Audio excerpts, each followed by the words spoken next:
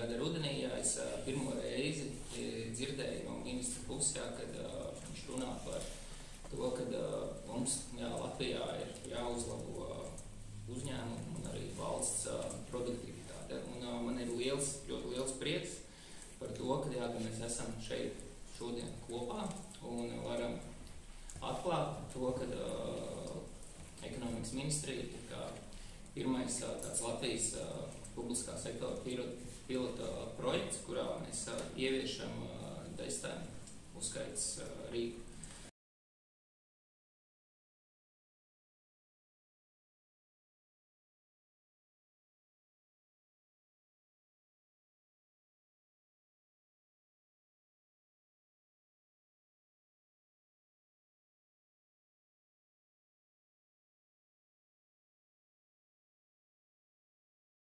Pārliecināts, ka galvenokārt visi darbinieki strādā godprātīgi un varbūt pat nenovērtē sevi, kad viņiem liekas, ka viņi strādā mazāk, bet patiesībā tā mūsu pieredze rāda to, ka darbinieki strādā daudz vairāk stundas, bet bieži vien tas, ka darbinieki strādā daudz stundas, nenozīmē, ka tas darbs ir efektīvs un tiek efektīvi plānots. Un ar to šī darbinieku ikdiena bieži vien atdurās pret to, kāds ir tas dienas plānojums.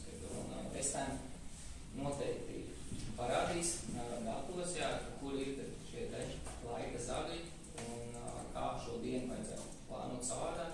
Mūzikas industrijā tas skaidrs, ka tev Spotify būs produktīvāk. To katram darbiniekam nolēkt. Pieņemsim mārketinga cilvēkiem. YouTube nebūs neproduktīvi, bet